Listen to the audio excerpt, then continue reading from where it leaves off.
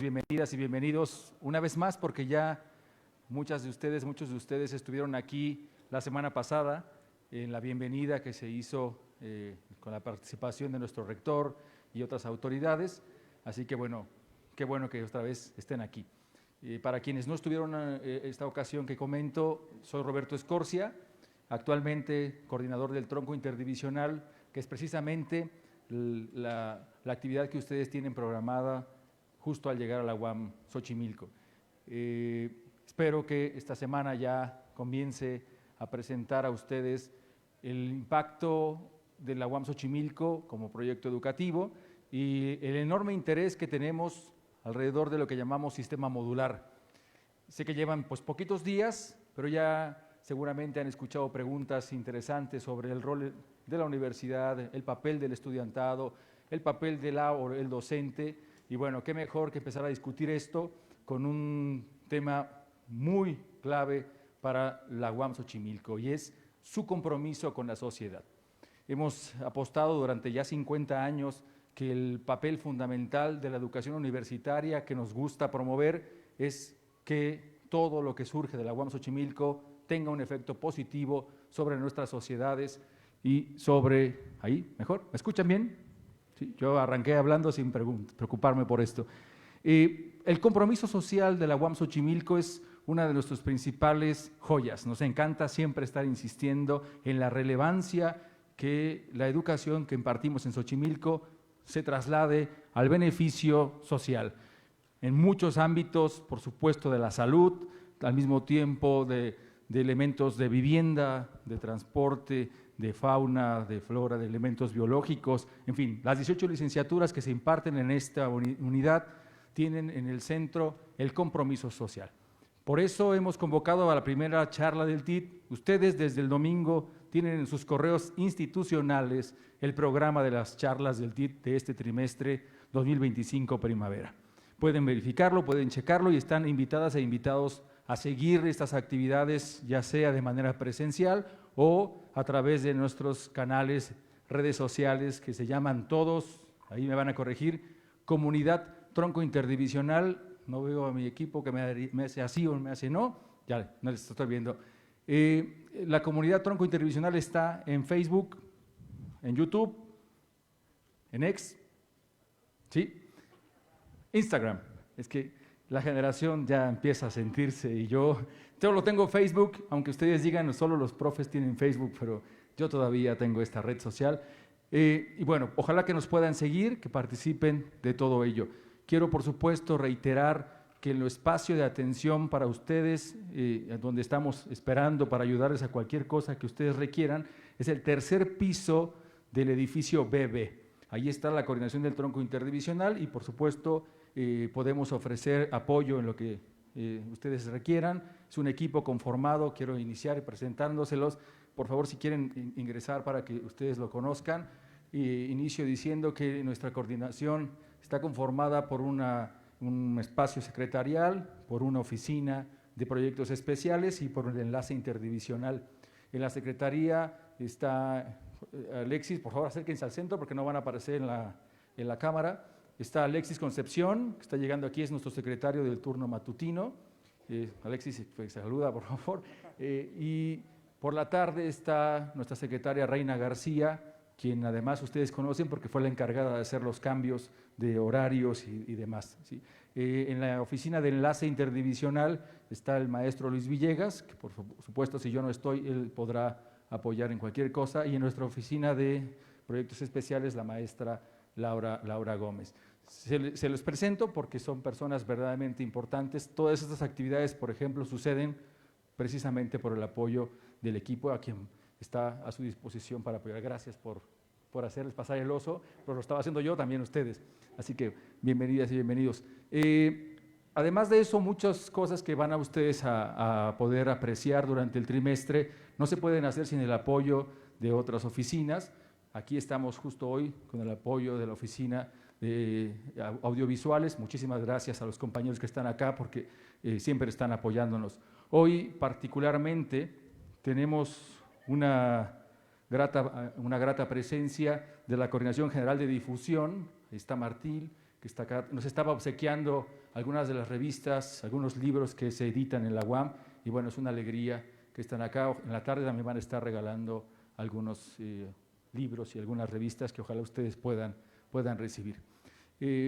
Vamos a pasar a nuestro tema hoy, compromiso social universitario, pero no quiero dejar pasar que ustedes constituyen la generación 100 de la UAM Xochimilco.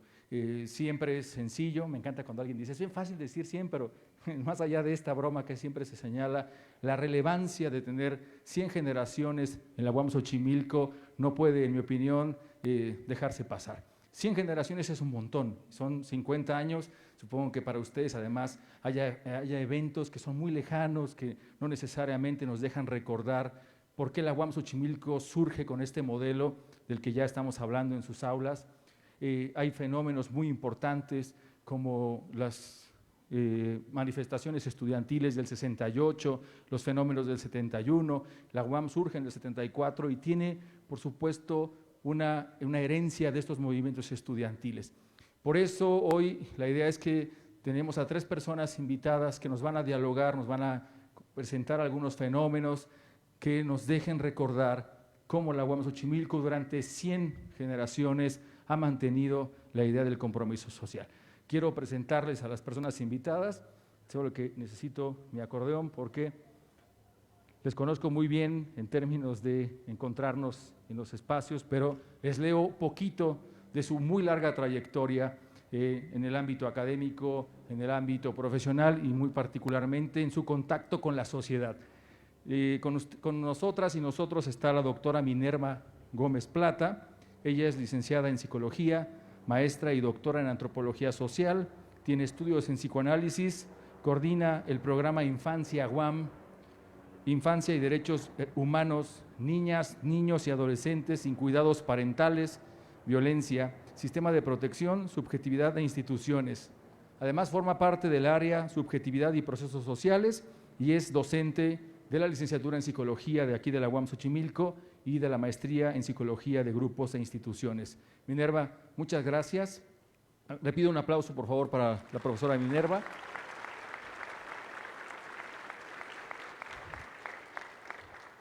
Nos acompaña también Juan Jesús Arias García. Tengo que decir una cosa antes de leer su currículum. El profesor Juan Jesús fue el primer coordinador del tronco interdivisional. Esto que ustedes están cursando, él lo coordinó en su primera versión en el año 1975 y bueno, para mí es una alegría justamente que pueda contarnos un poco del momento en que el TID surge y quiénes eran las personas que como ustedes ahora ocupaban en aquel momento las aulas. Así que bueno, Juan, qué alegría que estés aquí. Estudios de Juan son muchos, voy a leer algunos. Es etnólogo con especialidad en Antropología Social por la Escuela Nacional de Antropología. Es maestro en Ciencias Antropológicas por la UNAM, estudios completos de doctorado en Ciencias Antropológicas también por la UNAM, trabajado en muchos espacios, inicialmente en el Instituto Nacional de Antropología, en el Museo Nacional de Antropología y Departamento de Etnología y Antropología Social. y desde el 16 de octubre de 1974 está aquí en la UAM Xochimilco. Es lo que llamamos en la UAM una persona fundadora, y así que bueno, es una alegría que podamos trabajar con él. Tuvo docencia también en la Escuela Nacional de Antropología e Historia, como metodología de la investigación, antropología de la religión y seminarios diversos de tesis.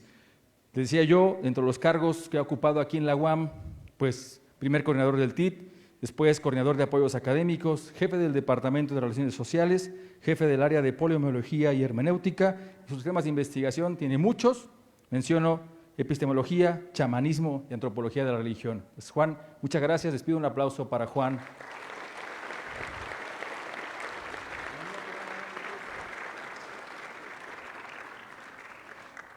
Tanto Minerva como Juan participan en la División de Ciencias Sociales y Humanidades, recordando a ustedes que nuestra unidad tiene 3 divisiones.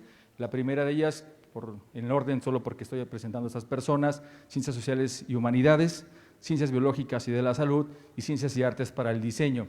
En esta ocasión, de esta última división, nos acompaña Luis García Galeano de Rivas. Voy a leer completito lo que me escribió porque dice que me va a morir de risa, y bueno, lo leo tal como lo escribió.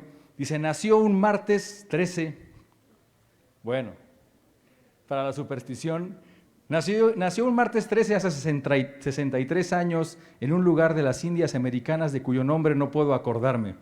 Estudió arquitectura cuando no existían las computadoras personales. En el ejercicio profesional aprendió a utilizar con mucha eficiencia las herramientas digitales. Actualmente está investigando cómo potenciar la inteligencia natural de los y les estudiantes con el sistema modular. A pesar de los entuertos de su vida, todavía ríe y hace muchas tonterías simpáticas. Espera continuar, cuando menos, otros 50 años en la UAM y recibir a la generación 200. Bueno.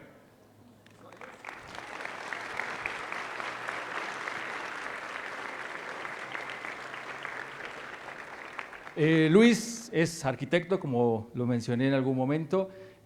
Ha hecho él su reseña, y una reseña muy simpática, por supuesto, hace cosas simpáticas. Al mismo tiempo ha tenido proyectos profesionales de primer nivel. Es el encargado, por ejemplo, de la transformación de lo que ustedes conocen como Museo Nacional del Arte. Hoy el MUNAL lo habilitó justo para que sea el museo que hoy pueden ustedes visitar, así como esto ha sido finalista en proyectos del Museo del Prado en España y muchos otros que hablarán muy bien de justo su capacidad de enseñar a ustedes, compartir con ustedes y aprender de ustedes sobre temas de arquitectura y de diseño y, por supuesto, en el tronco interdivisional. A las 3 personas agradezco muchísimo. Otro aplauso para Luis porque yo hice ahí una intervención. A las 3 personas agradezco realmente que aceptaran la invitación de estar aquí, particularmente no para hablar de su profesión en específico, sino para contar, dialogar. Se llaman charlas del TIT, no se llaman conferencias magistrales del TIT, jóvenes, para que ustedes tengan la libertad y sepan que pueden preguntar constantemente a las personas que están aquí. Si notan la distribución, alguien me dijo que parecía ring de lucha libre, esta distribución está pensada para que ustedes interactúen con las personas que están aquí al centro con toda confianza, pueden preguntar con toda confianza, anímense a manifestar su opinión. Hablaremos justo del compromiso social y la generación 100 que son ustedes. Bienvenidas y bienvenidos. Al momento que ustedes quieran levantar la voz, preguntar alguna cosa, simplemente hagan este gesto y alguien del equipo nos acercaremos a ustedes a entregarles el micrófono. Es la primera ocasión, yo lo sé, pero anímense. Son 3 personas geniales, muy abiertas al diálogo, van a recibir sus opiniones de la mejor forma. Bueno, ¿cómo iniciamos? Con Juan. Gracias, Juan. No, porque eres el primer coordinador y mucho más que decir. Y sobre todo porque cuando entré a trabajar a la UAM no había UAM. No habían siquiera adquirido el terreno, no había terreno para la construcción. Trabajábamos en Insurgentes. Y entonces cuando se adquirió el terreno por donación del gobierno de la Ciudad de México, dijeron, ya tenemos el terreno, vayan a verlo.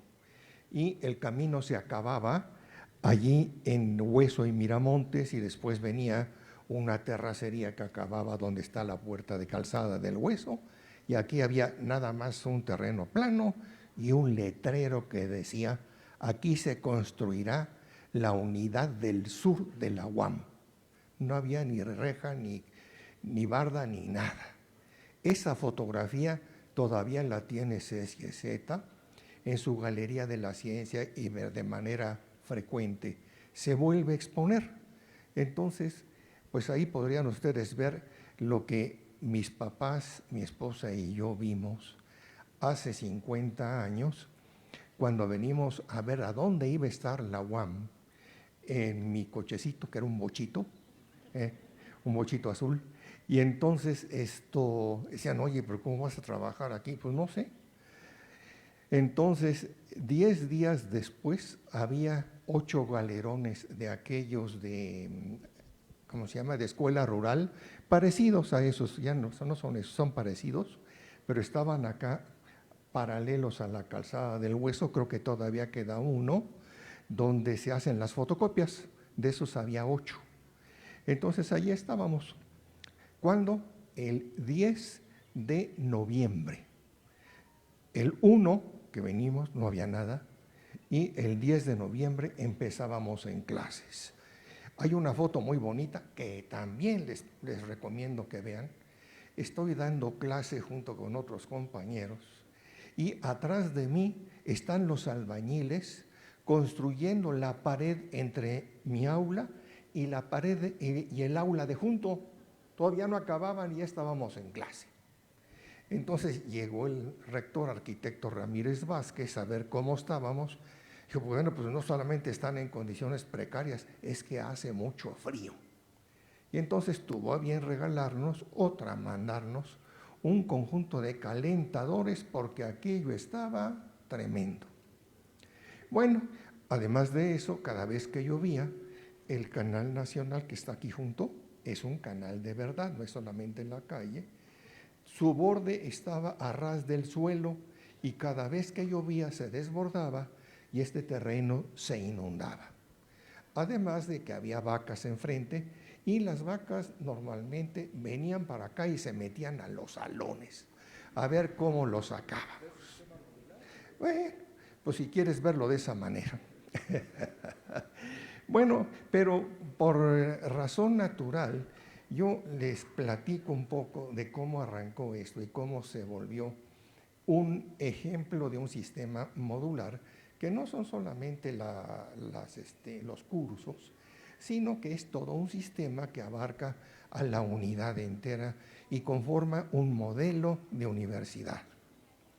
Antes de que arrancara todo esto, había un personaje de la Organización Panamericana de la Salud, que después fue nuestro primer rector, el doctor Ramón Villarreal Pérez.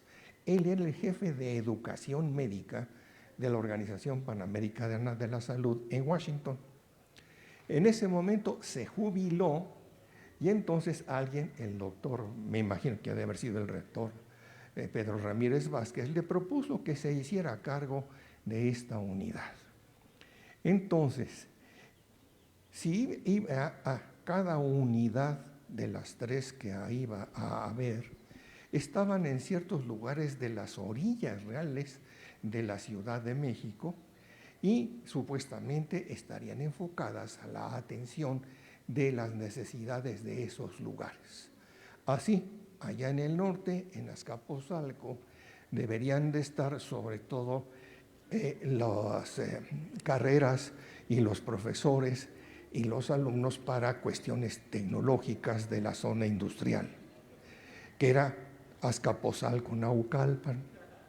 La segunda que se abrió fue Iztapalapa, donde siempre ha habido un montón de problemas de tipo social y supuestamente estaría dedicada al estudio y de alguna manera el tratamiento de problemas sociales. Luego, la tercera que se abrió fue Xochimilco, que estaba en la zona de los hospitales y que por vocación natural estaría dedicada a cuestiones de salud, no solamente para preparar profesionales, sino también para estudiarlos. No había llegado todavía y no se había abierto la carrera o la división de Ciencias y Artes para el Diseño, que se abrió un año después. Una cosa rara, estando dentro de la zona de salud, ¿no?, de los hospitales, entonces la carrera de medicina se abrió un año después, porque no tengo la menor idea, ya no me acuerdo. A mí me daba un poco la impresión de que inclusive no querían abrirla. ¿Por qué? Pues porque era un compromiso muy grande, requería una infraestructura de la cual no disponíamos. Punto y aparte. El doctor Villarreal se encargaba, como les decía yo, de educación médica, de equipos que hacían promoción de la salud a lo largo de todos los países latinoamericanos, y tenía bajo su mando a 2 personajes también, que se encargaban de planificar y controlar cierto tipo de campañas.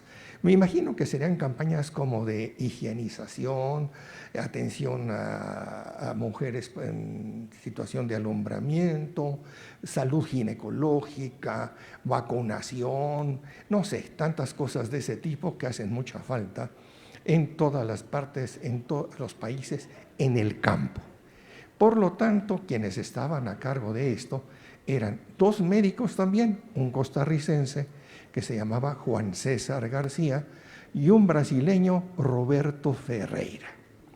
Y entonces a estos personajes el doctor Villarreal les dijo: oigan, les encargo que hagan algo parecido a lo que estamos haciendo en extensión sanitaria, pero para hacer una universidad entera.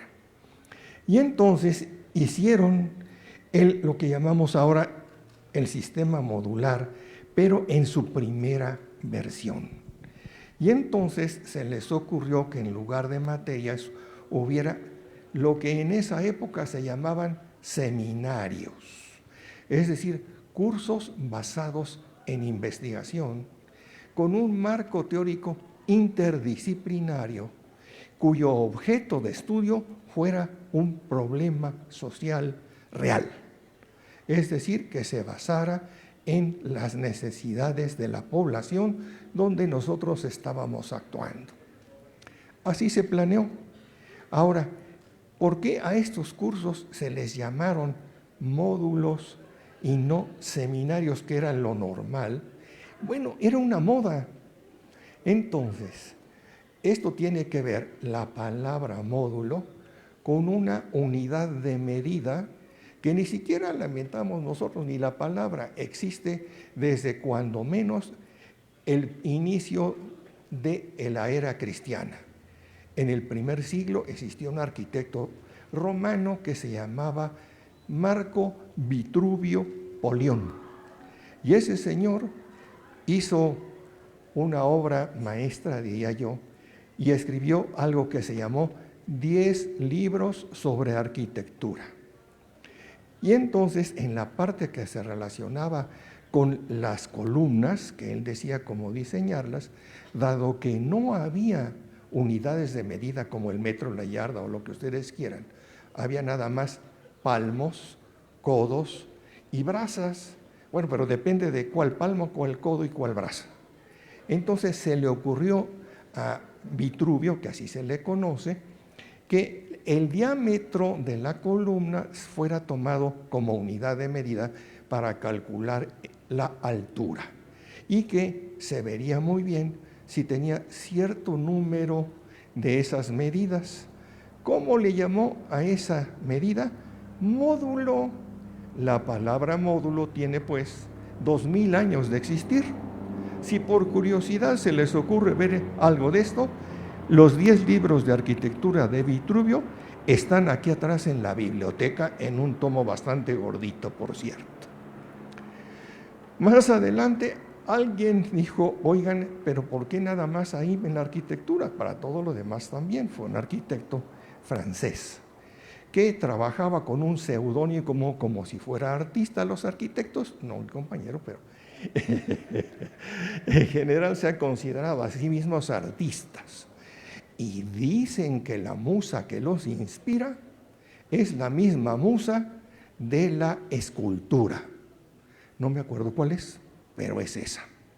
Pero así era en aquella época, y en este caso el arquitecto francés, que en lugar de usar su nombre muy aristócrata, que era Charles-Édouard Jeanneret Gris, o sea, no, pues está muy largo. Entonces se puso un nombre artístico que era Le Corbusier, el cuervero, o sea, el enterrador. ¿Por qué? ¿Quién sabe? Sus puntadas ahí entre artistas. Y entonces el señor, junto con su equipo de arquitectura, se le ocurrió que había que continuar con la obra de Vitruvio, y dice, no solamente es para columnas y cosas así, sino que al ser humano le gusta todo aquello que se parece a él. Se han preguntado por qué algunas cosas nos parecen bellas. Pues porque se parecen a nosotros, así de sencillitos somos. Y entonces decía, el hombre tiene 2 medidas nada más, como la canción, del ombligo para abajo y del ombligo para arriba. Y eso da una proporción. Entonces, vamos a hacer una norma de medidas, un conjunto de reglas para combinar cualquier cosa que se haga, especialmente en arquitectura, pero también en pintura y en escultura y a ver a dónde más. Y entonces, primero hizo un volumen de esto, bastante gordito, por cierto, que son normas de medida, ¿verdad? Nada más que eso, y le llamó el sistema modulor con O. ¿Por qué? No sé. Y luego pensó que no era suficiente y elaboró un segundo libro del sistema modulor 2. Esos 2 volúmenes ahora clásicos también los tenemos en la biblioteca por si quieren verlo, sobre todo quienes van a la división de diseño, ¿no? Son de esos trabajos que es importante ver siempre. Ahora, ¿por qué al sistema de nosotros le pusieron modular y no modulor? No tengo la menor idea, pero era una palabra que estaba de moda en los años 50 y 60. Cuando mandaban entonces una nave, un cohete al espacio y se iban cayendo los pedacitos quemados, decían que cada pedacito de estos era un módulo, ¿verdad? Y luego dijeron, ¿y por qué nomás las naves espaciales? A muchos se les ocurrió hacer estantería de metal o estantería de madera desarmable. ¿Y cómo le llamaron a cada pedacito? Pues un módulo, ¿no? Y así por el estilo, entonces era módulo para todo. ¿Cómo le ponemos a nuestro sistema? Pues sistema de módulos, pues sistema modular. Me estoy imaginando, me meto en la cabeza de Juan César García y Roberto Ferreira, porque sepa Dios qué habría en su cabeza. Yo supongo que de allí lo agarraron, ¿no? Y no creo que hubieran leído ni a Vitruvio ni a Le Corbusier porque eran médicos, o a lo mejor sí, no tengo idea. Bien, ahora bien, si esto va a ser como lo que nosotros hacemos, una cuestión teórico-práctica, ¿cómo le hacemos para que tenga nivel universitario? Hombre, pues vamos a hacer que cada curso esté centrado en una investigación. Me imagino que alguien le habrá dicho, oye, eso se llama seminario. Bueno, pues allá en nuestras universidades sí, pero para nosotros es módulo, ¿no? Porque además de eso, un curso basado en investigación, vamos a ponerle que es interdisciplinario. Ya se va complicando la cosa. Bueno, ahora, ¿qué más? Hombre, que sea interdisciplinario y que averigua un problema de la realidad. Pues ya se va complicando más. ¿Algo más? Sí, que los problemas de realidad que investiga sean de la gente menos atendida, más abandonada, más marginada de la sociedad. Y eso daba cierta orientación social a esta universidad. Después se fueron agregando algunas otras cosas. Y conforme esto comenzó a marchar, nos fuimos dando cuenta, dado que esta era nada más una propuesta que estaba pues en una versión escrita en máquina mecánica que luego se fotocopió. Entonces, nos fuimos dando cuenta de que no todo se podía hacer de esa manera. ¿Qué cosa no se puede hacer de esa manera? La enseñanza de las matemáticas, oye, pues no se puede enseñar así las matemáticas. ¿Qué otra cosa? Pues la lógica, todo lo que sea lógica. ¿Qué más? La metodología, que es lógica aplicada. ¿Y qué más? Pues la enseñanza de idiomas. No, hombre, nos fuimos dando cuenta de que había que hacer otras cosas para completar este esquema general y ustedes van a tener oportunidad de ver cómo se combinan estos dos sistemas a partir del segundo módulo que ustedes van a cursar. En este módulo todavía se conserva muy limpiecito, muy pulcro nuestro sistema modular, así como les platiqué. Bien, entonces el problema principal era, ¿y de dónde sacamos a los profes? Porque además, ¿cómo podían en aquella época convencer a los profes de que vinieran aquí a trabajar? Sí, no había, pero ni edificio. Bueno, ahora sí, solamente.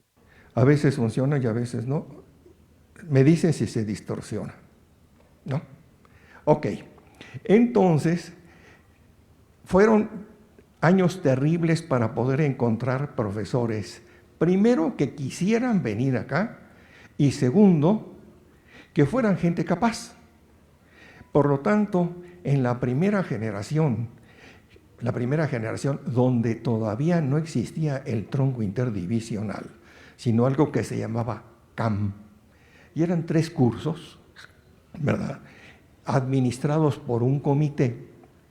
En esa primera generación solo se admitieron 300 alumnos. Ya cuando esto se consolidó, se conformó el programa, que tienen ustedes en su versión primaria, y se registró en la Secretaría de Educación Pública. Entonces ya se llamó Conocimiento y Sociedad. Y además de eso, ¿verdad?, se imprimió, se registró oficialmente. Ese primer programa, entonces, necesitaba ser administrado por, además de un colectivo, también por una persona responsable. Y no sé por qué al doctor Villarreal se le ocurrió que quien podía administrar eso era yo. Quiero pensar que pudiera ser por mis méritos, pero pues eso es nada más mi propio ego, ¿no? Decir, ay, no, pues qué bueno eras. No, pues sí, cierto. Pero no, lo que pasa es que éramos muy poquitos. Y entonces a todos nos tocaba hacer alguna tarea administrativa. Y decían, es que los profesores, además de dar clases, tienen que hacer investigación y también hacer alguna tarea administrativa. Oye, ¿y tú, Juan, qué estás haciendo? En esas épocas estaba dando clases en la Escuela de Antropología sobre antropología de la religión y estaba estudiando fenómenos interesantísimos de chamanismo. Hombre, qué padre, ¿no? Y entonces, además de eso, ¿qué tenía yo que hacer de administración? No, todavía nada. Ah, pues tú agarra el tronco interdivisional. Pues no, pues lo que usted diga, señor rector, ¿no?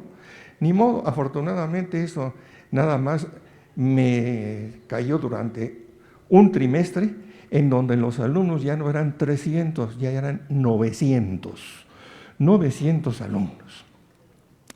Ya para el siguiente trimestre me dieron otros cargos que nadie quería, por supuesto, en una cosa que se llamaba apoyos académicos, que hacía de dulce de chile y de manteca.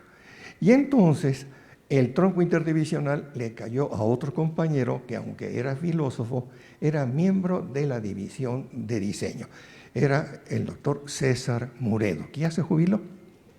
Entonces él duró ahí varios años.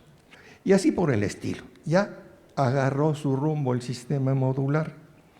Bueno, hasta aquí les dejo entonces el micrófono, les agradezco y cualquier pregunta sobre estas épocas que son verdaderamente heroicas, con mucho gusto se las contesto. Gracias.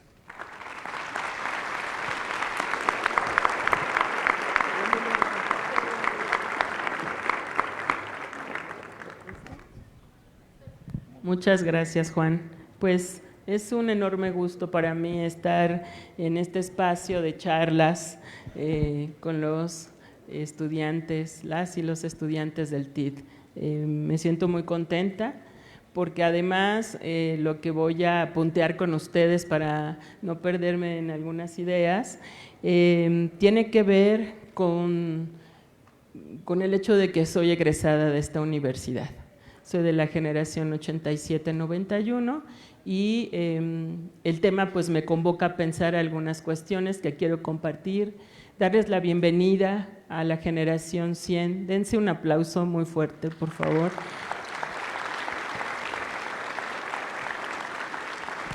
Un gusto tenerles acá y que sean parte de esta comunidad universitaria.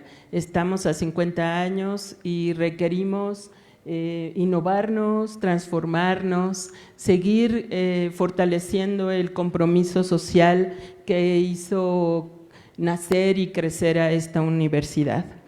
Entonces, primero decirles como los elementos que me evocaron pensar en el compromiso social universitario, y uno de ellos es pues recordar que desde el día 1 que estuve en esta universidad, mi idea y concepción del aprender se volteó de cabeza, ¿no? O sea, yo venía del modelo tradicional, ¿no?, de enseñanza, y entonces de repente lo que más me sorprendió fue encontrarme con una propuesta educativa totalmente diferente a lo que yo conocía y también encontrarme, pensarme en una manera distinta de estar en este mundo como profesionista, ¿no?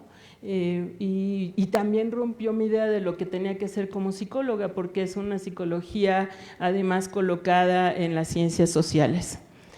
Entonces, bueno, el sistema modular me enseñó a pensar el aprendizaje en relación con el afuera y el aula.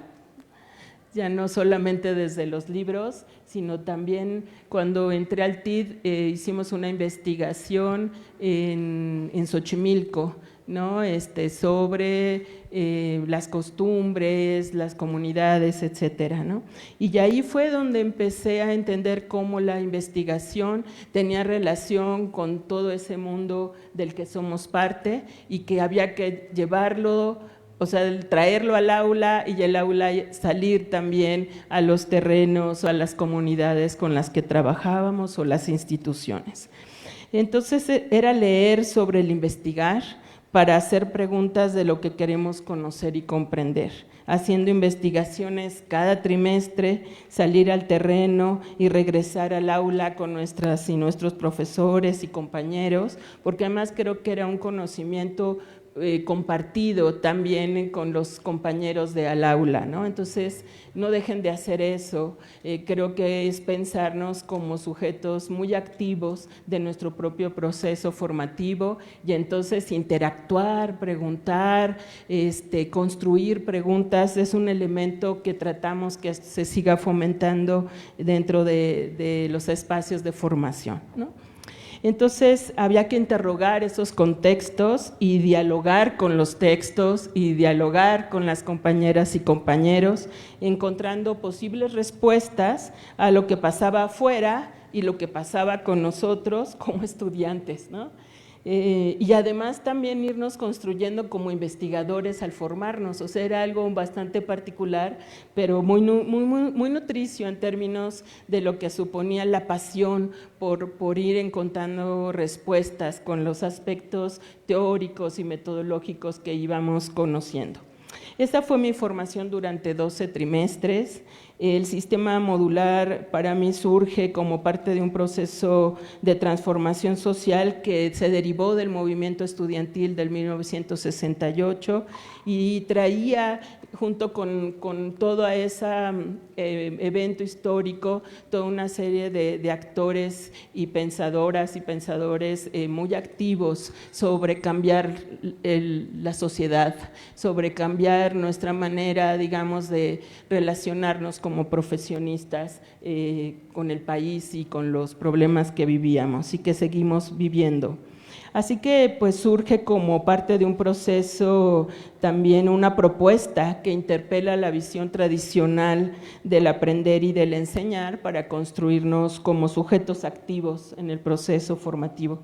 También para ser sujetos de cambio tenemos que construir nuestro conocimiento en la aproximación a las realidades culturales, sociales, tecnológicas, digitales, comunitarias, grupales e institucionales. Tener la posibilidad de mirar de otra manera lo cotidiano, interpelar aquello que normalizamos, desnaturalizar todo eso que consideramos ya dado, es decir, preguntar ¿por qué es así? ¿No? Eso sería como un elemento fundamental. Concebirnos como profesionistas que estamos en un continuo proceso de transformación, o sea, nuestro conocimiento no se acaba con los 4 años de licenciatura, siempre tenemos que mantenernos en constante aprendizaje y actualización, y porque el mundo también cambia constantemente, ¿no? Y entonces, pues hay que estar cercanos a lo que pasa afuera de la universidad para poder seguir actualizándonos y retroalimentándonos, ¿no? Y encontrando nuevas respuestas para los problemas que enfrentamos.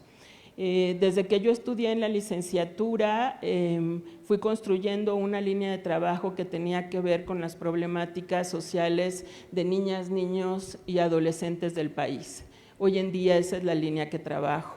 O sea, voy a cumplir este año 33 años en la universidad y desde aquel momento en donde en sexto trimestre empecé a trabajar el tema de las infancias y adolescencias, creo que hoy en día podemos hablar de un campo problemático y con problemas sociales emergentes que necesitamos seguir atendiendo y dando respuestas porque es la tercera parte de la población de nuestro país. México todavía es un país muy joven y necesitamos dar respuestas a las nuevas generaciones, ¿no? Eso es un tema para mí primordial. Y pues creo que el compromiso de la universidad pública ante los retos sociales es un eje que no debemos perder en los procesos formativos y que no solamente tienen que ver con la acumulación de conocimiento, sino también con la construcción y respeto hacia los distintos saberes y por mejores condiciones de vida para distintos grupos sociales.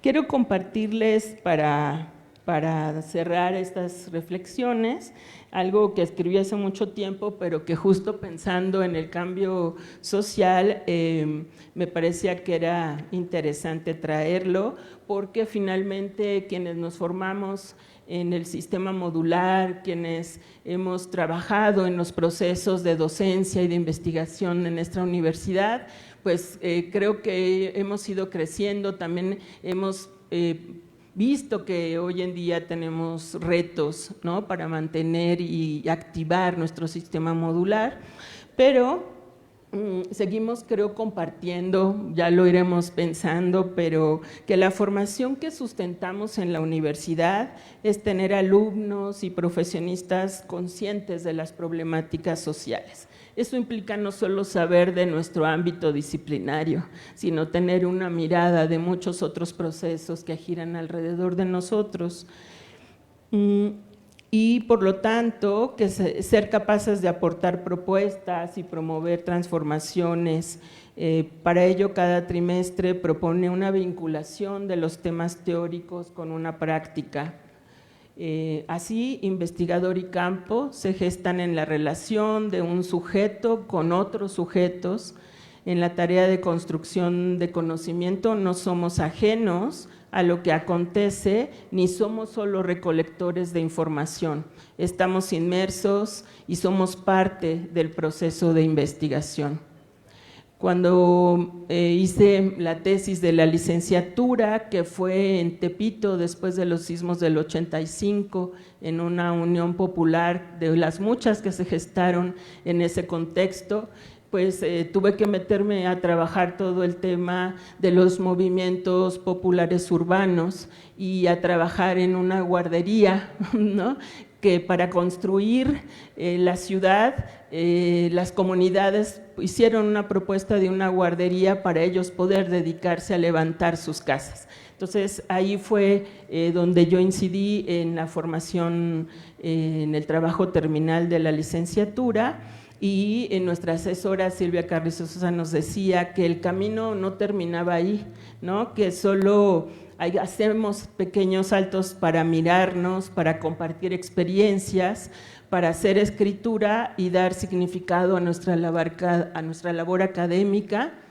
y por lo tanto a nuestro compromiso social con esos ámbitos que exploramos, ¿no? Entonces, este es un proceso constante de formación, y pues es importante para mí invitarles a todas y todos ustedes a hacer de la investigación una tarea de encuentro y desencuentro con las construcciones subjetivas y con las problemáticas sociales, como una forma entre muchas de concebir y caminar en la investigación de hoy en día, ¿no? Entonces, bueno, esto lo escribí hace como 15 años, pero ahora que lo encontré dije que daba bastante con el tema, y para darles la bienvenida y provocarles y convocarles a que se transformen haciendo investigación desde las áreas en las que se estarán formando.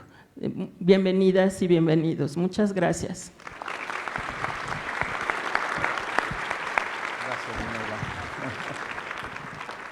Bueno, más o menos creo que todos, por la edad, ¿no? Nos tocó vivir a Juan un poco antes, que no les dijo, por eso habla de arquitectura, ¿no? Él estudió arquitectura, fue más listo que yo, se cambió. Sí, por eso habla del módulo y de los arquitectos y los teóricos y todo, ¿no? Así es. Pero lo que yo quiero primero decirles es, como siempre, agradecer al grupo del TID, a la gente de esta universidad que me acogió hace 11 años, y voy a empezar diciéndoselos antes de platicar cómo llegamos a esto. Bienvenidos a una de las mejores universidades de este país. Bienvenidos a una universidad que enseña de otra manera. Sí, nos formamos de otra forma, pero no solo porque sea de otra forma, van a poder ser ustedes mismos, porque ese es el sistema modular, sacar lo mejor de cada una de las personas a través de su propia investigación. Por supuesto que es uno de los mejores modelos pedagógicos y didácticos para enseñar diseño. Se los dice alguien con 40 años de práctica docente en universidades de varios tipos. A mí me tocó estudiar en la UNAM, pero en una escuela singular, porque en los años 70, como hemos ya oído, movimiento de 68, algunos hablamos o hablan como teóricos de la Revolución Cultural del 68, transformó muchas cosas, entre ellas la educación de este país en muchos ejercicios, uno de ellos la UAM. También hay que decirlos, la UAM es la que más, sistema modular, Xochimilco es la que ha sobrevivido, la que yo les voy a hablar desapareció, porque no es fácil. La Escuela Nacional de Arquitectura, aquí en CEU, tenía 2 escuelas, sí, 2 planes de estudios, un solo título. Una de ellas se llamaba autogobierno, que era la alternativa, y también tenía módulos, Juan. Dividían el semestre en 2, sí, la UNAM funciona por semestres, pero se dividía en 2, teníamos una inscripción hechiza, porque solo sucedía en el autogobierno, y la escuela tradicional, que también era el otro plan, seguían con su programa. Pero ¿qué era el eje? ¿Qué nos hacía mucho más cercanos en esas alternativas educativas? La vinculación o el compromiso social. Nosotros le llamábamos tema real. Sí, trabajabas con lo real. No te inventaban un tema. No te decían, tienes que hacer una escuela primaria donde tú quieras. No, esa colonia, ese pueblo necesita esa escuela. Y es para ellos, y se va a construir. Y sí se construyó, sí se construían las cosas. Esa era parte del modelo educativo. Igual que aquí, también se hicieron muchas cosas. En 85, Minerva, tú hacías la guardería y nosotros levantábamos los edificios con el movimiento popular. ¿Sí? Mi generación estábamos terminando o tardamos en recibirnos porque nos fuimos a rehacer la ciudad. De modo, así son los terremotos.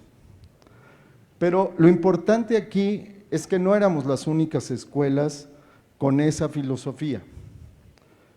El compromiso social es algo que ha estado siempre en la Universidad Pública de México, de una manera o de otra. Todas. El Politécnico tiene compromiso social. La UNAM, en lo general. Esta condición que nosotros la tenemos doble porque en nuestro hacer diario, en nuestras investigaciones, los que creemos en el sistema modular buscamos que esté vinculada con la realidad. Pero también por un reglamento nacional, todas las universidades públicas están obligadas a un programa de servicio social, regresarle al país lo que nos dio. Y esa parte es también muy importante, porque debemos entender esta relación sociedad, universidad y estudiantes, que luego seremos profesionistas. Ustedes podrán ser y hacer su práctica profesional donde quieran, dedicarse, ¿sí?, a trabajar en una comunidad o a trabajar en el hospital más privado y más caro del país. Eso ya lo decidirán ustedes. Pues sí. Roberto les decía ahí un cuento de que yo hice un museo. No, sí es cierto, sí lo hice, y no solo ese. ¿No? Pero lo que no les dijo Roberto es que yo hice vivienda en Mauritania, sí, en África. Vivienda para la gente pobre. O lo que hicimos en el sismo. No, nosotros no estábamos en los programas oficiales.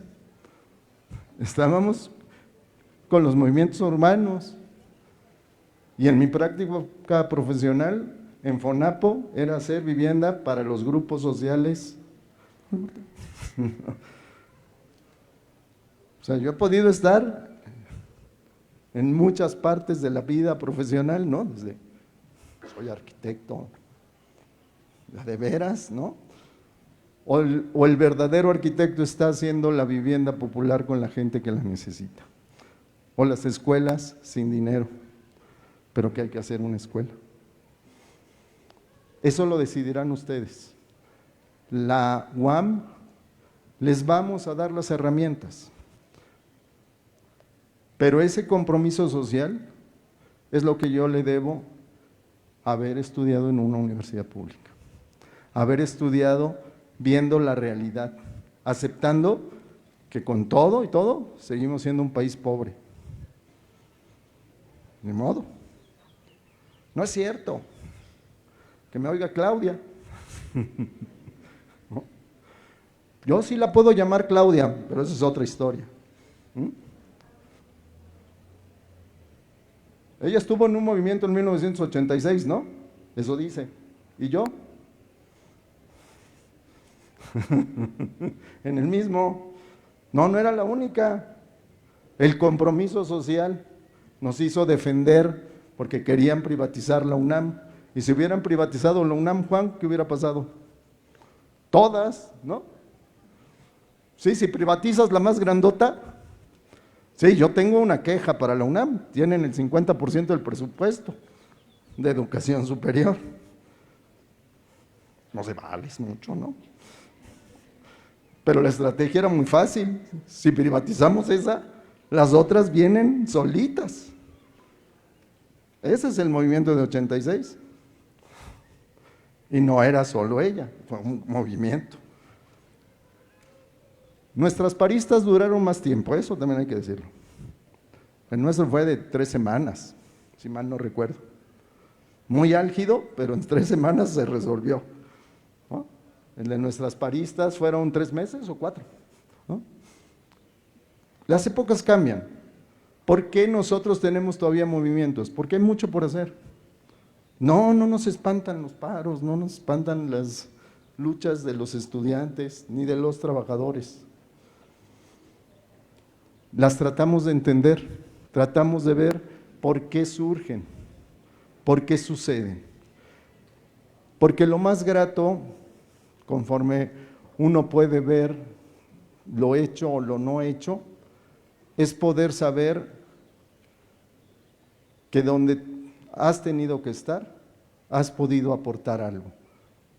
Porque eso es lo más bonito de ser un universitario. Poder hacer bien tu trabajo. Y lo más importante, que les guste. Minerva decía, que los apasione. Juan también se los decía. Y eso es lo que yo sí he encontrado también aquí en la UAM. Compañeros, profesores que se apasionan de venir a dar clases. No vienen a cubrir un horario. Sí, también hay de esos. Pero lo interesante es que hay muchos más, o habemos muchos más, que sabemos la importancia de estar aquí ayudándolos a que aprendan, aprendiendo con ustedes. Y creo que en esa parte, cuando se habla de ese compromiso social, también es cierto que, si ven un poco lo que dijo el doctor Juan Arias, son la generación 100, o sea, ya llovió, ya pasaron 50 años, ya hay edificios, miren, ya hay. Del viento, Juan, no vamos a hablar, porque sigue habiendo el mismo, ¿no? ¿Qué? ¿No ven lo que el cuerpo se mueve? Está pasando el aire. Pero no había velaria, no había edificio del TID, no había nada. En eso ha cambiado. También se ha adecuado el mismo TID y los planes de estudio. Pero lo más interesante de la UAM es que en el plan de estudios está el compromiso social. Se llama objeto de transformación y problema eje. No es un rollo, está en el plan de estudios. Eso en mi escuela, en la UNAM, no estaba. El plan de estudios no decía, tienes que trabajar en esto de la realidad. Aquí sí, fue un paso adelante. Y sigue. Ser generación 100. Que alce la mano el que se esperó para ser generación 100. ¿Alguno de ustedes dijo, no me voy a inscribir en la 99?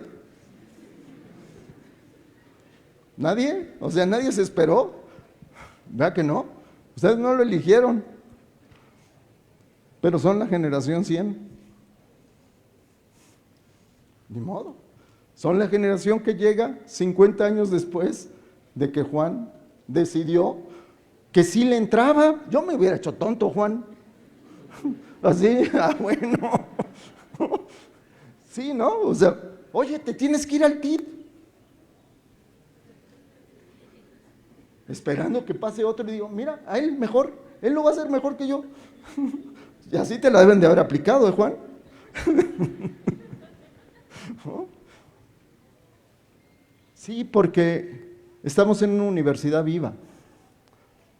Por eso ser generación 100 es también un corte. Es la invitación a todos nosotros como comunidad a pensar, como decía Minerva, ¿Qué sí, qué no? ¿Dónde estamos? El mundo ha cambiado, sí, por suerte. Qué aburrida sería la vida si ya sabes qué va a pasar mañana, ¿no? ¿Nunca lo han pensado? Si yo ya sé qué va a pasar mañana, ¿para qué veo el partido de fútbol si ya me sé el resultado? Entonces no nos da miedo la incertidumbre, porque sabemos que la universidad está viva, porque eso nos lo da el compromiso social, porque eso es ser generación 100. ¿Y la siguiente cuál va a ser? Si ustedes son la 100, la siguiente cuál va a ser? La 101, ¿no? Pues también le tocará hacer sus reflexiones como generación 101. Y quizá cuando ustedes terminen, dirán, la generación 100, la 101, la 102 y la 103, dice que ya no haya sistema modular. También lo pueden decir.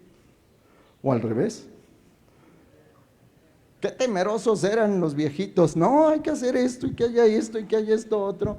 ¿Y cuál trabajo en la comunidad? La universidad ya no va a tener campus, la universidad va a estar en la comunidad. No lo sabemos, les toca a ustedes. No me toca a mí. Yo ya no. Yo los acompaño, yo me divierto con ustedes, yo aprendo, los ayudo. Pero ¿cuántos años me quedan? ¿Sí ya vieron la diferencia? ¿No? Cuando ustedes terminen dentro de 4 años, dentro de 5 años, quizás nosotros, Juan, estaremos tomando café tranquilos sin tener que venir a la universidad. Son los ciclos de la vida. A ustedes les toca un presente. El futuro no existe. Discúlpenme, es la gran ficción del siglo XX. El futuro. El futuro. No, lo que hay es un presente. Y conforme se vive el presente, tenemos otros presentes. Ni modo. Es la gran mentira del siglo XX. Aspirar al futuro y no vivir el presente. Yo los invitaría nuevamente a que como generación 100 acepten el compromiso social y transformen su vida, transformen la sociedad y por supuesto transformen la UAM. Gracias.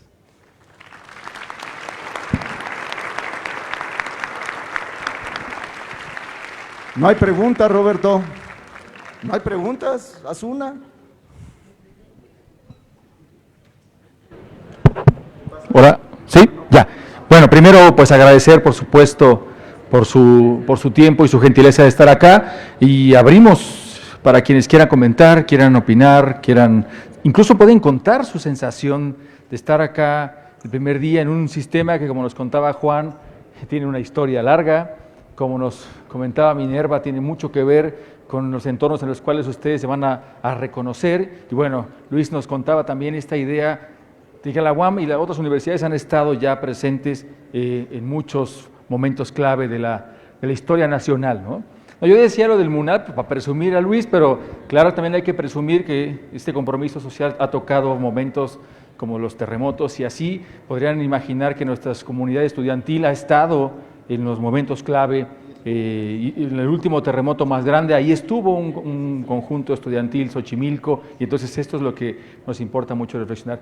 Iniciamos, Tessy pide la palabra y pues por supuesto anímense ustedes a contarnos. Tessy, por favor. Buenas tardes, mi nombre es Tessy López. Yo tengo 46 años trabajando en la universidad.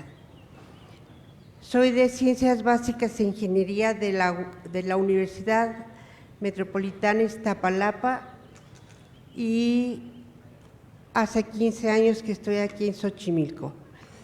La verdad es que el TID no solamente se encuentra en Xochimilco. El TID somos 5 universidades que conformamos una. La Universidad Autónoma Metropolitana tiene 5 unidades Iztapalapa, Xochimilco, Azcapotzalco, Coajimalpa y Lerma. Todas cumpliendo con una labor por la sociedad y trabajando por la sociedad y dando lo mejor de sí mismas para que México sea un país diferente. Así que creo que el TID somos todas las universidades, no solamente el primer trimestre de una generación. Somos todas las universidades y cada generación es un nuevo TID, un nuevo pensamiento y muchas ideas que se están acoplando, ya sea en organizaciones gubernamentales o en organizaciones no gubernamentales, para ayudar a la sociedad.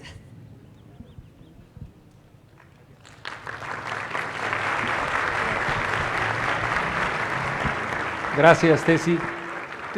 Les cuento que Tessy, además de este comentario que nos ha hecho, es justamente docente también del tronco interdivisional y tiene una larguísima trayectoria en temas de salud y además nos va a ofrecer en una nueva actividad que tenemos que se llama en el TID Hablamos de, nos dará unas charlas, unos cursos muy interesantes sobre nanomedicina y nanociencia, así que por favor será los martes de cada 2 semanas. Iniciamos en la segunda semana y en la 4, en la 6 y así. Bueno, ¿alguien más quiere comentarnos algo? Por favor, Alexis. Hola. Bueno, yo tengo una pregunta para pues quien quiera contestar. Es sobre todo porque ustedes nos comentan de los movimientos estudiantiles. Mi pregunta es, ¿cómo vivieron esos movimientos ustedes? O sea, ¿qué nos pueden comentar? Por ejemplo, ¿hay más? ¡Wow! Pues son los movimientos estudiantiles. Les quisiera preguntar cómo los vivieron, cómo fue su día, ¿cuál fue el sentimiento principal pues, cuando pasaron estos hechos? Yo, por ejemplo, les puedo contar lo que nos tocó más reciente, que fue en los 43, pues sí tenía miedo, o sea, tenía miedo de que pues algún día pues, no llegue a casa. Esa es pues mi pregunta. A ustedes que les tocó pues ahora sí pues lo feo, pues ¿cuál fue el sentimiento? ¿Qué pensaron? ¿Qué hicieron? Pues lo que nos quieran comentar. ¿Tenemos alguna otra pregunta? O esta es muy interesante, por supuesto, e invitaría a la reflexión amplia. Mira, allá todas le están tocando a Alexis, qué bueno. Entonces sí, yo le llevo allá el micrófono. Mira, Hola. yo te llevo el micrófono. Yo tengo una pregunta, bueno, la que quieran responder, sino que ¿qué a ustedes los motivó para entrar a la UAM? Más que nada, pues usted, el señor Juan, que entró 50 años antes, que no había nada. O sea, ahorita tenemos una universidad hecha con un sistema bueno. Entonces, ¿cómo ustedes pensaron que ese sistema sí iba a funcionar tarde o temprano?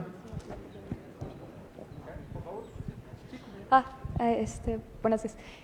Mi pregunta es, ¿han visto muchas caras, se han visto muchas caras confundidas al respecto de este sistema modular? ¿Qué consejos nos darían a nosotros, estudiantes que somos nuevos y no estamos acostumbrados a esta división multidisciplinaria y trabajar con diferentes ramas y diferentes compañeros que no son de nuestra carrera? Entonces, ¿qué nos aconsejarían a nosotros que somos nuevos aquí y que pues empezamos casi desde cero en este sistema modular y en esta escuela que tiene un sistema muy diferente a otras universidades? Una más, y con esto, si quieren, vamos. Sí, permiso, gracias. ¿Quién levantó la mano? Si le puedo. Sí, gracias. Se lo puedes pasar. Primero que nada, buenas tardes, ¿no? Y muchas gracias por compartirnos todas estas vivencias. Ay, ¿cómo crees? Bueno, buenas tardes otra vez. Nosotros como nuevo ingreso bien sabemos que nos estamos apenas conociendo con este sistema modular, con el TID, y bien sabemos que en este proyecto de investigación, por así decirlo, tenemos que salir al campo, tenemos que investigar, tenemos que ver la sociedad. Yo hablando con un equipo de puras mujeres, sabiendo la situación de este país, sabiendo todos los riesgos que hay, ¿cómo nos aconsejarían a pues tener la valentía para salir solas ante todo este mundo, hablando también como foráneas? Gracias. Bueno, pues ahí suficiente Sí. para reflexionar. Si nos regalan, por favor. Sí, quisiera empezar con lo de los movimientos, especialmente con el 68, porque los compañeros pues son muy jóvenes, entonces pues no participaron de eso, y yo sí. Entonces, en el 68 yo estaba pues terminando prácticamente la escuela de antropología, que en esa época era una escuelita chiquitita y estaba adentro del museo en la planta alta. Era padrísimo porque ahí teníamos todo el laboratorio que era el museo, pero además yo trabajaba como ayudante dentro del museo, en la sección de etnografía. Y entonces, mientras estuvo el movimiento y todas las manifestaciones salían del museo hacia el Zócalo, pues no había labores ni en la escuela ni en el museo. Entonces íbamos porque había que ir, pero íbamos a ver si había labores y si había escuela. Bien, pero aprovechando que no había escuela y no había labores, pues nos íbamos a las manifestaciones y así asistí a todas, excepto a una que fue organizada por el rector de la UNAM, el rector Barros Sierra, que salió de la UNAM, llegó a Félix Cuevas y de ahí regresó por Avenida Universidad. A esa no fui. Tampoco fui a Tlatelolco porque el comité de huelga había dicho y publicado que con la manifestación del silencio, en la cual sí estuve, la gente no hablaba, ¿verdad?, en la cual sí estuve, se acababan todas las manifestaciones populares y que cada uno regresara a sus escuelas a pues, pensar qué podía hacerse. Entonces, con esa idea nos quedamos y con muy buen tino, mi jefe, que era mi maestro, el profesor Cámara, en el Museo de Antropología, dijo, se me van todos al campo. Y entonces me mandaron a trabajar a una comunidad náhuatl que está en el volcán, en el Popo, pero en la parte de Morelos, allá en un lugar que está muy alto y muy frío. Bueno, allá me enteré por un radiecito de pilas, de baterías de la bronca del 68. ¿Qué pasó? Bueno, algo me informó o me enteré de que aquello lo armaron de una manera artificial, más allá del comité de huelga. Y desde luego esto pues lo podíamos corroborar porque aquí en la UAM de Xochimilco estuvieron varios de los líderes del comité de huelga de la UNAM. El más notorio fue Gilberto Guevara. Gilberto Guevara Niebla estuvo trabajando con nosotros como 20 años, entró desde el principio, fue fundador. ¿Qué se hizo? No sé. Creo que se fue a Guadalajara, no sé, no tengo idea. Estuvo también el líder de Filosofía y Letras, Roberto Escudero, que ha fallecido. Todavía está también el de Economía, que es nuestro compañero, ¿cómo se llama? El de Economía, lo acaban de premiar también. Novelo, Federico ya no me sube el agua al tinaco. Federico Novelo también, ¿no? Entonces, estuvieron estos, pero además un montón de refugiados a los que Echeverría mandó para acá, con todo y que él fue alguno de los organizadores de todo el trancazo, ¿verdad? Mandó para acá una serie de refugiados políticos que venían de Chile, de Argentina y de Uruguay. Aquí estuvieron. Algunos de ellos incluso fueron guerrilleros. Alguien, que no digo nombres, todavía anda por aquí. Los demás ya se jubilaron, no sé qué sería de ellos. Cuando menos 2 andan todavía por aquí, están en activo. El ambiente, pues, era muy efervescente cuando empezamos. Es decir, Imagínense ustedes tener compañeros que fueron líderes del 68, o como yo, que no fui líder, pero participante del 68, más todos aquellos compañeros que fueron activistas en el Cono Sur, más algunos que fueron guerrilleros aquí en la UAM, de la 23 de septiembre. Entonces, no digo nombres porque es feo, pero aquí fue alguien que fue una maestra que fue de ese movimiento. Imagínense entonces con este tipo de orientación, Xochimilco, convivir con toda esa gente como profesores y compañeros de trabajo. Es fuerte, no crean, ¿no? Entonces, había muchas opiniones para poder poner en práctica lo que era el sistema modular. Y algunos eran, francamente, que será, no diría violentos, pero sí serían muy activos y querían ser un poco más radicales que ir simplemente a estudiar y resolver problemas. Entonces, una de las cosas que veía yo por acá de este lado y que quería comentar es qué pasa cuando llegan acá y se encuentran con una cosa rara que del sistema modular, etcétera, que Minerva ya nos hizo favor de contar su experiencia, y lo recupero por mi propio caso cuando entré a la UNAM. Y entonces yo era estudiante provinciano, llega de provincia y de repente ve aquel monstruo y se siente perdido. Pero no era el único, también los que venían de aquí de la Ciudad de México entraban a la UNAM y se sentían perdidos en esa inmensidad.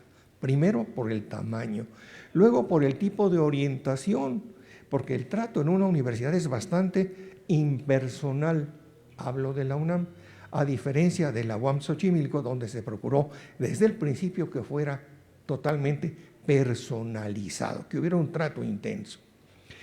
Dejando esto de lado, quiero comentarles que siempre que uno pasa de la prepa para la universidad hay un shock, siempre hay una ruptura. Entonces hay que adaptarse poco a poco de la prepa a cualquier universidad, pero si además vienen de una prepa con un sistema que llamamos tradicional y entran a una universidad que tiene un sistema especial, obviamente este shock se ve incrementado. ¿Qué recomiendo?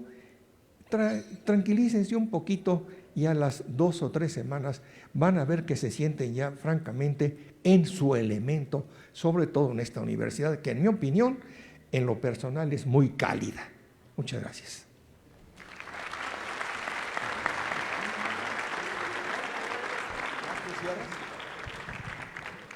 A ver, cualquier movimiento social siempre tendrá riesgos. Confíen en la naturaleza humana, en sus miedos, pero lo interesante de cualquier movimiento social, sea también de mujeres, o sea de compañeras, siempre hay una solidaridad y hay un protegerse juntos.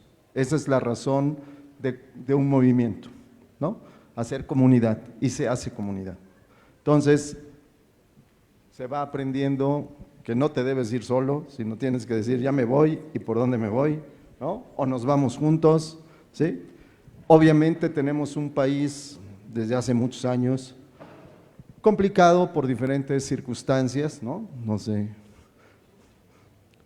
Los que tenemos que trabajar en el INAH, Juan, nos tocaba ir a comunidades, ¿no? Sí, yo fui director de museos en el INAH y nos tocaba ir a regiones duras.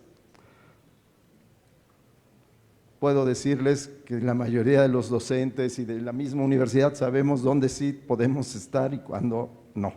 ¿Sí? O sea, ningún profesor, ninguna profesora, ni la universidad los va a poner en un riesgo mayor y lamentablemente habrá comunidades que por el momento no podremos estar, ¿no? Pero la fuerza de un movimiento es hacer comunidad, ser solidarios, ser empáticos y protegerse juntos. También debo decirlo porque a todos nos pasó en los movimientos, hay más solidaridad de la que a veces uno se imagina, solidaridad de la sociedad, que también te protege, ¿no? Solidaridad de los profesores, de los trabajadores, sí, o sea, de otros grupos sociales, y en eso, esa parte no hay que tener miedo. También debo decirlo, con todo y que puede haber represiones, en general, también ha habido un cambio en la UAM, en relación a poder expresarse, ¿sí?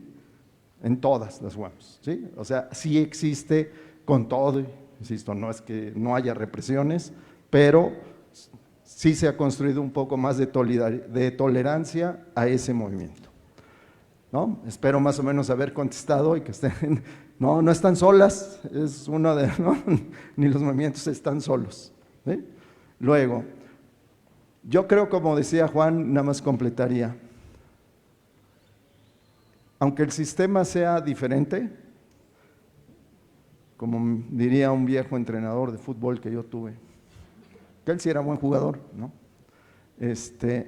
Confía,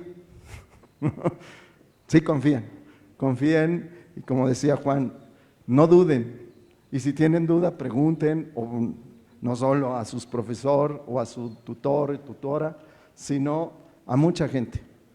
Confíen, es un gran modelo para aprender, ¿no? O sea, sí, nos cuesta trabajo, es normal, traemos pues muchos paradigmas, traemos muchas maneras, me falta la tarea, y solo cuento una anécdota de un gran amigo mío, que él entró a economía en la UNAM, y pues te veías con toda la inmensidad, ¿no?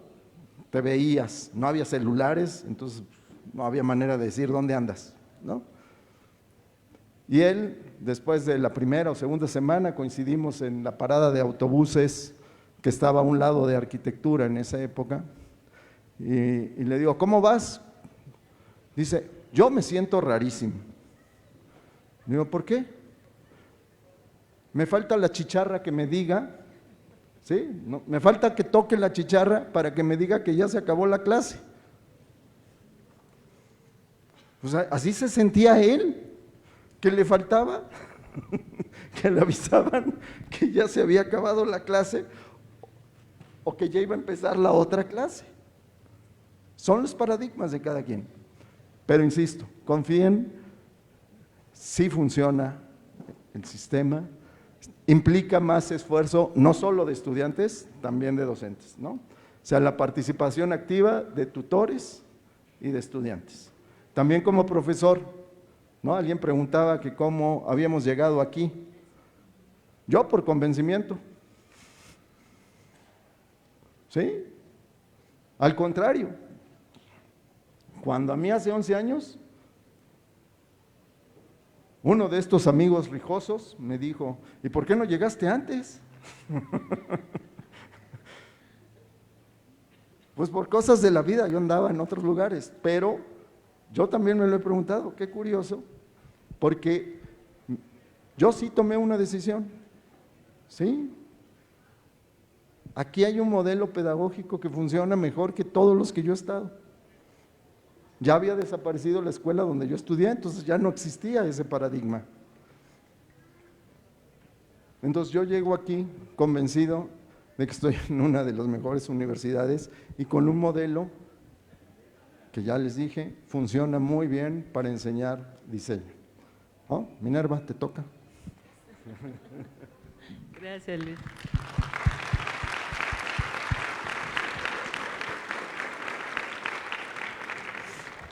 Bueno, comentarles que esta universidad, pues sí, tiene una tradición no solo de los movimientos estudiantiles, sino también de los movimientos sindicales, ¿no? y de la cercanía con otros movimientos. Entonces, creo que es muy importante siempre tratar de entender las razones y promover los procesos colectivos, ¿no? Para que todas las personas de distintas condiciones sociales, étnicas, culturales y de toda la diversidad puedan encontrar rutas para una mejor vida, para mejores condiciones. Entonces, creo que apuntamos a eso, ¿no? Apoyar esas luchas y entender las razones de otros que son y que tienen visiones totalmente distintas, ¿no? Pero entonces creo que algo muy importante es aprender a entender la diferencia, a que somos diversos y que eso no tiene que ser un obstáculo. Es muy importante respetarnos en la diferencia. Y respecto a por qué estamos aquí, Siempre he vivido en la zona sureña desde Ancina, chiquita, y siempre que pasaba por el Hueso hace siglos decía, ay, qué bonita escuela, yo quiero estar ahí, y por áreas del destino llegué aquí. Luego, después de formarme, me quedé en el proyecto que les comentaba, que era un proyecto interno sobre los sismos del 85, y de repente dio la casualidad de que el ayudante de investigación terminaba en esa área y me invitaron a participar, concursé y ahí empezaron los caminos aquí, por los caminos del sur guameros, Xochimilcas, y muy feliz desde ese entonces. Y por otra parte, respecto a no hay que tener miedo, siempre tenemos, bueno, sí hay que tener miedo, el miedo también nos va enseñando muchas cosas. Pero creo que también un elemento fundamental es siempre trabajar en equipo, en colectivo, ¿no? Aprender a cuidarnos y entre nosotros, entre nosotras, y eso es muy importante hoy en día, ¿no? Ya los tiempos han cambiado.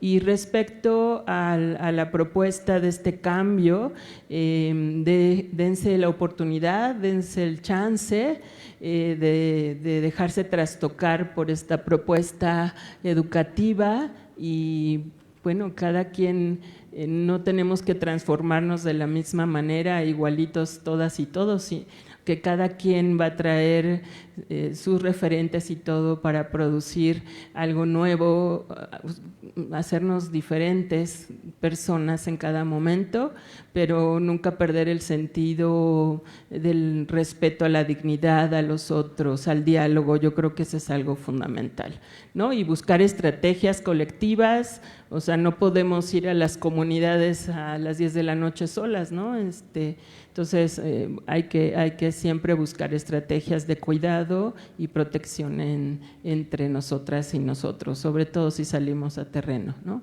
Entonces, pues eso, muchísimas gracias.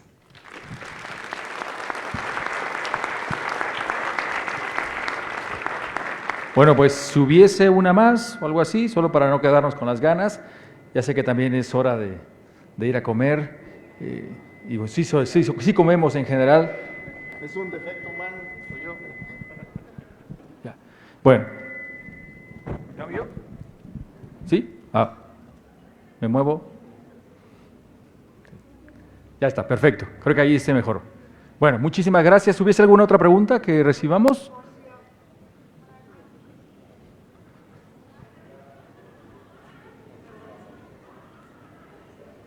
Gracias.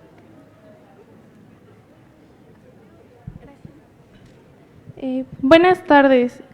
Yo sobre todo quería preguntar por estas materias que dicen que no son como tal tan apropiadas para el modelo de trabajo. Entonces quería preguntar como algunos consejos que tuvieran para también un poco para trabajar en equipo. Yo siento que muchas veces hay muchas cosas que se interponen entre poder comunicarse bien. Entonces, si tienen algún tipo de consejo también como para sentir ese compromiso, porque siento que muchas veces el querer hacer las cosas es algo que no se puede enseñar. Y esa sería mi pregunta. Muchas gracias. ¿Una más?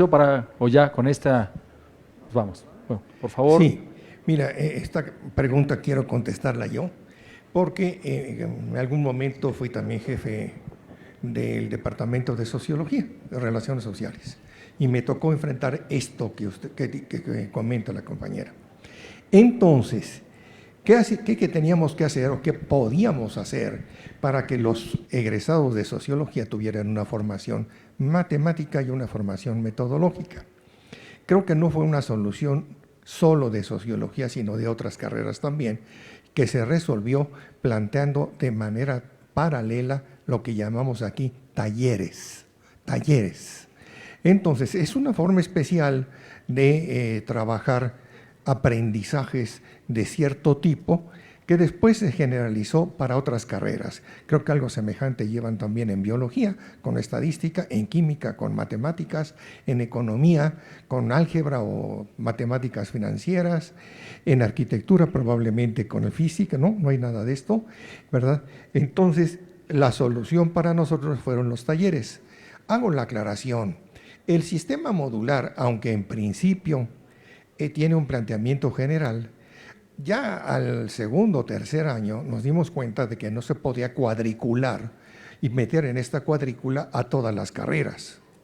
Entonces hubo que hacer una adecuación del sistema modular para cada uno de los currículos de cada una de las carreras. Y el ejemplo que a mí me gusta mencionar siempre es el que realizaron con una labor muy intensa los compañeros de diseño, que no lo comentó Luis, pero yo lo digo. Ellos hicieron sus propias bases metodológicas para mencionar o para señalar de qué manera se tenían que diseñar los programas y de qué manera se tenían que operar. Fue una adecuación que incluso se publicó. Entonces, esto nos muestra que es necesario que lo mismo se haga o de manera paralela se haga para todas las demás carreras. Uno de esos elementos, como mencionaba, tiene que ver con las materias, vamos a llamarlas, de matemáticas y metodología, pero también hubo otro expediente, otra manera diferente para el aprendizaje de lenguas. En ese caso, sí se abrió un departamento completamente distinto, exclusivo para la enseñanza de lenguas con sistemas, digamos, tradicionales. Y no solamente para los requisitos que son es el inglés, sino aquí hay clases de chino. Digo, de náhuatl también, bueno, yo les diría, si ustedes ven cómo va el mundo, pues vayan aprendiendo chino, porque lo que viene después de lo que quede Trump en Estados Unidos va a ser China. Estaba yo oyendo hoy en la mañana que una niñita le preguntaba a otra allá en Canadá, oye, ¿y qué cosa quiere decir MAGA, que es la política de Trump? Make America Great Again. Y dice, no, es Make American Garbage Again. Vuelvan la basura otra vez. Están haciendo ese choteo ya. Y si ellos se están dando cuenta, pues nosotros también. No es solamente insultarlos porque nos caen mal, es que está deshaciendo todo. ¿Qué va a quedar si cae Estados Unidos? Pues lo que queda es China. Así es que si pueden, vayan aprendiendo chino, especialmente la lengua universal de allá, que es el mandarín, es una versión especial. Gracias.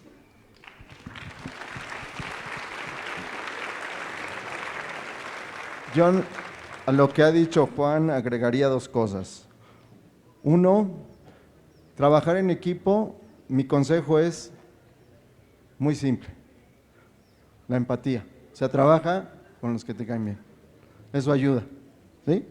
La empatía, el respeto, sí, ayuda muchísimo, ¿no?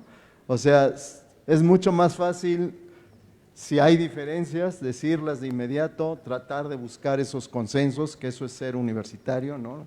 Poder construir acuerdos con las diferencias. Y si por algún motivo no se da, no pasa nada, sino estructurar el equipo. Y por eso la empatía ayuda, ¿no? O sea, el saber, el tener caminos comunes, no puntos de vista iguales, sino caminos comunes, ¿no? O sea, queremos llegar al mismo lugar, con puntos de vista distintos. Y entonces ese respeto ayuda. Lo otro que quería comentarles es, entonces Juan, si te entendí bien, ¿está en chino? Sí. Ah.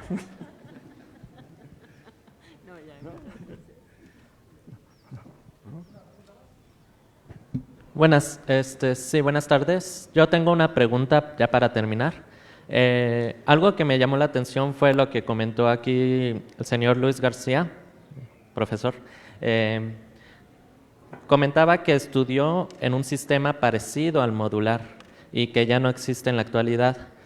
Eso me da a preguntarles que ¿cuál sería el secreto del éxito del sistema modular en estos últimos 50 años aquí en la UAM, a cualquiera de los tres? Muchas gracias. Tomo primero, ¿me siguen?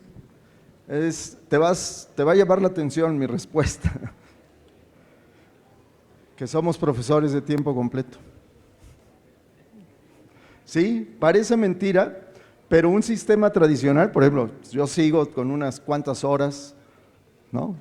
Cada vez que decido que ya no quiero seguir en la UNAM, voy convencido a presentar mi renuncia, la presento y siempre me convencen que no me debo de ir, ¿no? Ni modo, no sé decirles que no, pero ¿por qué uno se cansa en un sistema de asignaturas? Porque ahí sí estás solo, es tu asignatura y ráscate con tus uñas y tienes que estar peleando para ver cuándo vas sumando horas y puedes tener 40 horas pero no eres tiempo completo. Tienes 40 horas pero no eres tiempo completo. Nosotros, o sea, el éxito, sí, la dedicación en los modelos alternativos que yo he conocido tienen esa limitación, ¿no? Aun cuando alguna universidad privada, el Ibero, también ha intentado hacer ciertos experimentos o cambios en escuelas de diseño, se dan cuenta que es muy caro, porque te necesitas profesores que se dediquen mucho tiempo. La gran virtud de la UAM es esa manera de contratarnos como profesores e investigadores. Somos también, que yo recuerde, la única que en el contrato está, no sé si la Ciudad de México, la autónoma de la ciudad tiene un modelo similar, ¿no? Pero parece muy tonta la respuesta, muy de Roberto, de economía, ¿no? Pero es cierto. Si no tienes profesores que se puedan dedicar, profesores que no tengan que tener otro trabajo para compensar, ¿cómo le pides a ese profesor que te apoye si vas al campo o si hay que ir, ¿no? O quedarse un tiempo más porque los alumnos requieren X situación? ¿Me preguntas? Una de las razones de que desapareciera fue también esa, ¿no? Que no tenías profesores que se pudieran quedar todo el tiempo posible. No sé si alguien quiere aumentar algo. Sí. Nuevamente, hay algo que está soterrado, parece que no existe, pero ahí está debajo. En general, los profesores que hemos permanecido aquí, tenemos cierta vinculación afectiva. Queremos a esta universidad y queremos a este sistema. ¿Por qué? Porque hemos participado en su creación. De todos los años que llevo aquí, que son muchos, solamente he conocido un profesor, uno solo, que dijo basta. Y que dijo, voy a ver a un psiquiatra porque ya no puedo ni entrar a la universidad. Esto es serio, es en serio. Y era profesor del TID. ¿Qué le pasó? No tengo ni la menor idea. Pero lo que pasa es que muchos, en principio, no soportan la presión de tratar tanto tiempo a un grupo completo de alumnos que requieren atención personal y que están tratando de hacer una investigación que les interesa y que uno como profesor tiene que guiarlos. Es una presión muy intensa y yo me acuerdo muy al principio de la universidad, hubo profesores y profesoras que desertaron por eso, no aguantaban la presión. Pero si en alguna forma tú puedes adaptar, tu profesor puedes adaptarse a eso, ya tienes la receta para permanecer igual que yo más de 50 años. Y los que no han permanecido más de 50 años es porque o se enfermaron o fallecieron. Mis respetos para ellos. Gracias.